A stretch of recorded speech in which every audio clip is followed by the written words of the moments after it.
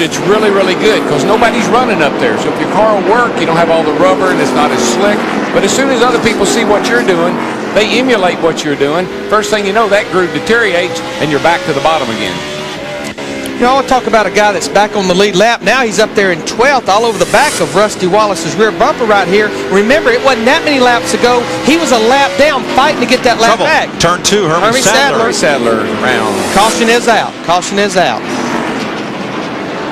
But Dale Jarrett's back on the lead lap now, battling to get back in the top 10 after being a lap down not that many laps ago. That caution saved Jeff Green, Stacy Compton, and Dave Blaney from going a lap down. Brett Bodine and Robbie Gordon. And Spencer. And I don't know if Elliott made it or not. It'd be a close one on him. Elliott Sadler. Oh, no, he couldn't get stopped and ran into the back of the Levy car. Hermie Sadler trying to get things turned around. Can't quite complete the U-turn, or the bootleg turn. If his 21 car got back there, it was going to be mighty, mighty close. Here comes Spencer. He's going to make it okay. Here comes the line, and no. Didn't quite make it.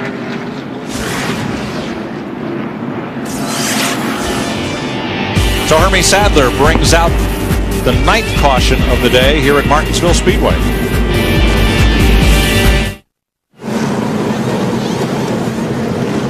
Here is the pit stop shuffle. Bobby Labonte out very quickly.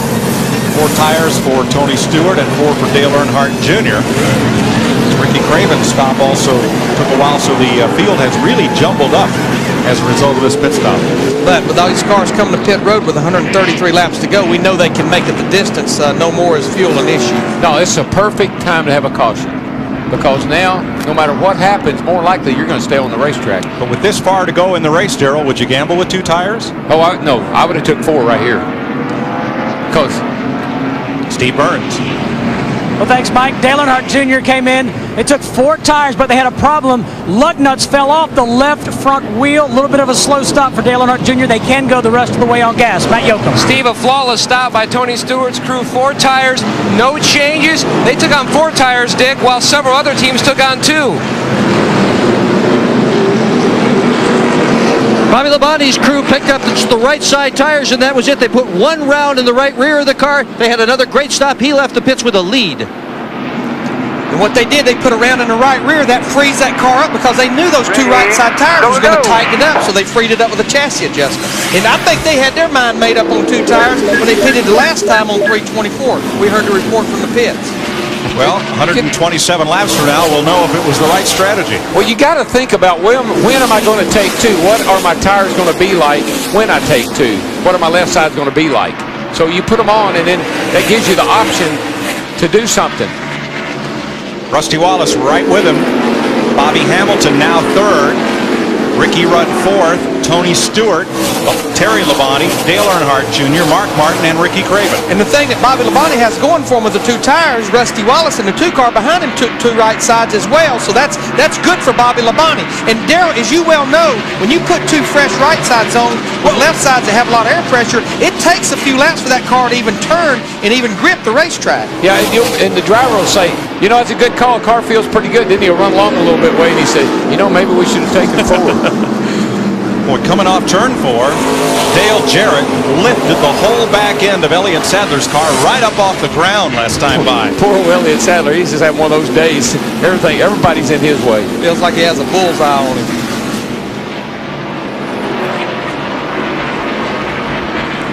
Rusty Wallace, he took the position getting into turn 3. Bobby Labonte in 18 scoots up. Rusty Wallace is going to take the lead here at the start-finish line. You just got to be so careful when you're the leader and somebody's under you like that. You just can't take a chance on cutting down in front of them. Look at Bobby Hamilton in the 55 starting to work that high side. He pulls up alongside Bobby Labonte down the backstretch. Carries it in there good and hard on the outside. Makes it stick. Gets those left wheels down there where you need it in that groove where they need to be. Car sticking real good in that second groove, but we're late in the race. I think more and more rubber's been laid down. Look at him. He's just driving right around these cars on the outside. Come on, clear, clear. Well, now's when you find out how good somebody's car is. We've got less than 100 laps, or got 125 laps to go. And if the brakes are good, the car's still running good, and everything's working good, now's when you get up and get after it. And the car that was the best the first half of the race, Ricky Craven, just had a bit of a slow stop, taking 4 tires, and now Craven's in mid-pack in 9th place. And I can't tell you how, well, I can't tell you. It's just almost impossible to drive by these guys unless you can get up on the outside like Bobby Hamilton did. We saw Craven do that earlier, but he doesn't seem to be able to do it now. Well, I think, Darrell, part of it is, as you said, that upper groove has come in and more people are able to run well now up there than they were at the start of the race. But how many times here, Darrell, we've talked about it a couple times today, the first 300 laps, the track, it changes when it gets to the last couple of 100 laps of this race. More rubber's laid down, it starts stacking up. That's split 2 we're looking at right now. What that is, that's the speed right down at turn 1 and 2. There you see Bobby Hamilton about over a mile an hour faster than Rusty Wallace. Oh, I've never thought Rusty had a really good car all day. He seems to have struggled just about all day long. So I think Bobby will be able to get right by him when he gets up to him. This is the 37th race at Martinsville for Rusty Wallace, and of those 37, this is the 25th race that he has led. Now split 3, that would be at the end of the backstretch right there. Rusty Wallace 4 miles an hour faster, but that probably means Rusty just stayed in the throttle a little longer getting into the corner, didn't back off as early. Rusty's driving in hard, but Bobby's coming through the center and off hard. Picking that throttle up and staying in the middle of the corner. And that's what you want to be able to do here. That'll pay off as they go along for Bobby Hamilton. All driving in hard does is make you use more brake and get the front end to get the tires sliding as hard on the front tires. See, Bobby rolls into the turn slow and easy, but see how quick he is right through the center? It's almost, I mean, he picked up almost a car length on him getting in the center of the corner. Same thing down here, watch. Steve? Mike, Gary Nadeau has fallen out of this race, but he is standing by in Jeff Gordon's pits. He's got the helmet on, the Hans device on. He may replace Jeff Gordon. Remember, the power steering went out on that 24 car a long time ago early in this race. Hamilton on the outside for the lead. Now what we need to document, our guys in the pit road keep feeding us information. He changed 2 tires as well. They had already tried it early in the race. It didn't look like it worked that well, but getting that track position late in the race, look at that car biting up off the corner right there, Darrell. He's got a great forward. The car just really getting good acceleration forward, and that's where he's beating Rusty right now.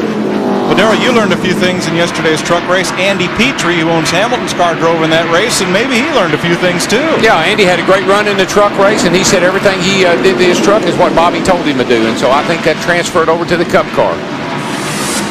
And he's long gone, guys. I mean, he is fast.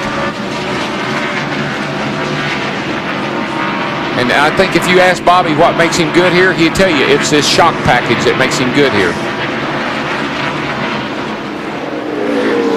Hamilton's lead increases. It was 0.6 of a second at the line. Yeah, I think Rusty will really, I think he'll fall back now. There's cars that are better than him.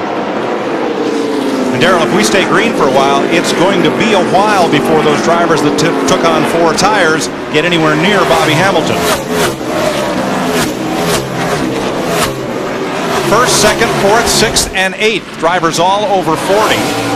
When we started this race, half the top 10 was over 40, half the top 10 aged 30 or younger. Now, what would you say about a graphic like that? That's a lot of experience right there. It is that. You got to have experience to win Martinsville.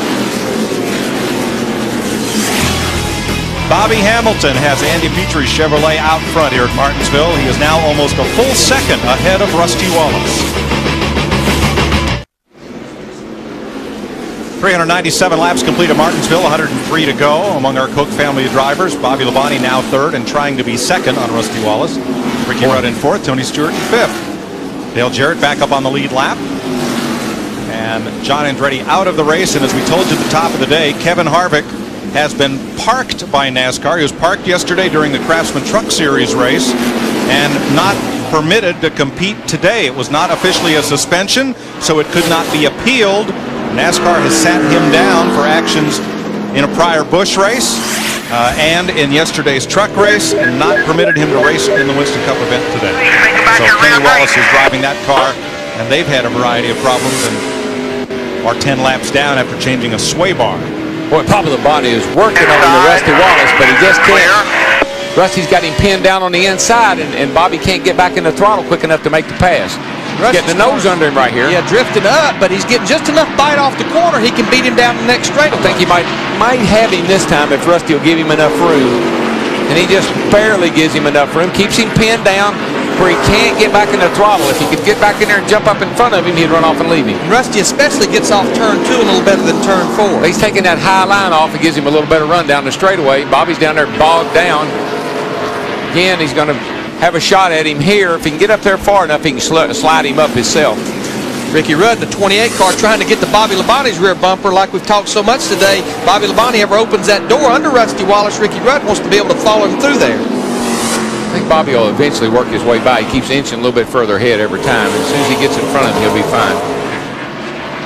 But those cars that took on 4 tires are not making any inroads into these front few positions. Larry, how many times have we seen that this year? Guys stay out on tires and get 2 tires, and guys get 4, and you think they're going to have a huge advantage, and it never pays off. The competition is just so close. Look at qualifying. The top 36 cars, 2.5 tenths of a second. 2.5 tenths. You can't even think about that short of a time.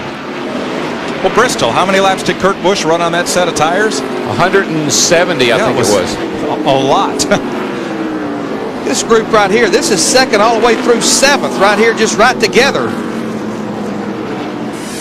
Saw a little puff of smoke from Bobby Labonte's car as he accelerated off that corner from in the area of the left rear wheel. You know, when I started driving, I had the Gatorade car, and it was green, and nobody would even park beside that car. They didn't want to be near that car. Said it was bad luck. I think it'd be hard to sell that old theory today. Was a long-held racing superstition that the color green was We're trouble down here. Spence takes out the 32. Ricky Craven, 32 car. Caution is out.